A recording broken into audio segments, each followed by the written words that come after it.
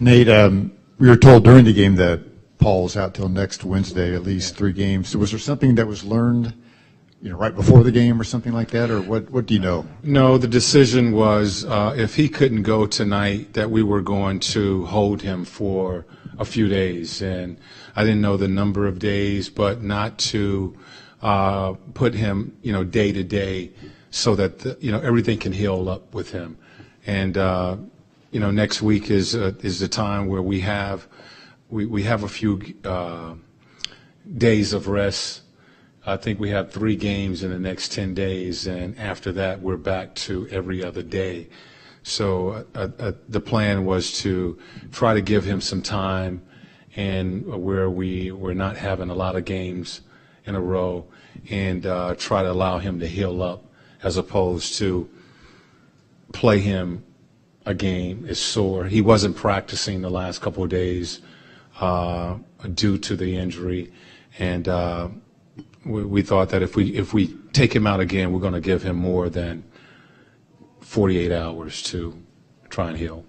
Do you think the ankle injury led to the back injury? I mean, was it favoring something? Or? I have no idea, but sometimes things like that happen, and we're certainly aware of that, and I don't know if that contributed to the back, but he had those 2 things going on. He tried to warm up, didn't like the way he felt, and decision was made. What do you get out of this kind of game? You needed a win, obviously, to have a blowout type of victory. What do you get out of this? Well, injuries are a part of the game, and for us, what I told our guys is, we have to establish who we are, and who are we, and we don't know. And I thought tonight they set that tone in the sense of, I had a vision of what I thought we could be and what I want us to be. That's defensively getting after it, scrapping, as we talked about before the game. On the offensive end of the floor, pushing the ball, moving the ball, taking care of the ball. And I thought they did that tonight. I thought we established the tempo from the start. We had, 25 assists. We had really good ball movement. Everybody pretty much got an opportunity to touch it tonight, and I thought defensively we got up and established a presence on the ball. Obviously, with Paul George being out, Glenn Robinson has a bigger role. What did you think of his game tonight, and what do you expect from him going forward? I thought he played a real solid game. Basically spoke to him again tonight. Before the game, very similar to the conversation we had in Oklahoma City. Just let the game come to you, and defensively, I need to see you improve and work on the defensive end of the floor. Offensively, I'm not worried about you. Let the game come to you. You don't have to try to go and fill in for Paul as far as the scoring. And I thought he did that. I thought he allowed the game to come to him. He took the shots that the defense gave him. He knocked them down. I thought he worked him, his behind off defensively, trying to play our defense. And I thought he played a solid game. He knew he was going to play a lot of minutes with Paul and C.J. Miles being out. And, he was ready to go. He played a really good game tonight.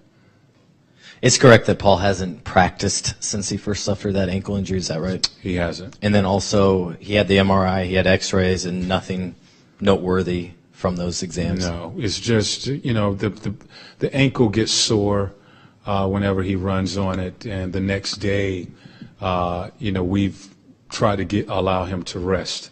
He's walked through some things. He's done some shooting, but he hasn't really done any practicing on those off days. And, we was talking about going through all the sets. Part of that was, we're going through sets, but a few of our guys can't even go through the sets, so we had to review and allow these guys like Glenn tonight. We was able to run our offense. He knew where he was going to be. Stuckey normally plays the 2 position. He had to be play the 3 some tonight with Monte and Jeff, And so he's moving from the left side to the right side of the floor. So it really, I thought it helped those guys, certainly helped Glenn. Nate, you guys got into a rhythm early on, and you shot almost like 60% for most of the night from the field and from behind the arc. What was it? What allowed you guys to get into that rhythm so early and stay comfortable? You know, the thing we talked about in practice last day or so is, we got to do things harder. We got to run our offense hard. I thought at times we get into three-quarter speed running our sets. I don't know if that's due to the fact we're working hard on the defensive end of the floor. And, sometimes what you see is a team that runs offensively, they rest on the defensive end of the floor. I don't know if we was working hard on the defensive end of the floor and taking a rest on the offensive end of the floor, but we had to pick up our pace. We need to pick up our pace. We got to condition ourselves to play the game, running our sets hard and then defending hard as we did tonight. And I thought we had better rhythm offensively, better execution. Our timing looked good. We were moving the ball. As I mentioned, 25 assists tonight. I thought Jeff had a really good floor game. He had 8 assists tonight, scored 9 points, but 8 assists, and really established that offense for us tonight. Getting back to Glenn, with the production that he's bringing you offensively and the way he's playing, does that give you a lot more confidence later in the season that you can go 8, 9 deep? Yeah, well, he's been playing really well. He had a really good training camp. With CJ coming back and playing well and shooting the ball well, and Paul, being back, and Stuckey being in, it just took some of his minutes away. But, when he's been given the opportunity, he's really stepped up. And, 2 games, the OKC game and tonight's game, where he goes from not playing to starting. He's really stepped up and played solid for us. So, yes, very confident with him on the floor. I like his energy. I like the pace he plays at. I think it helps our guys because he does have fresh legs. He does bring an energy to the floor. And, he was really solid tonight.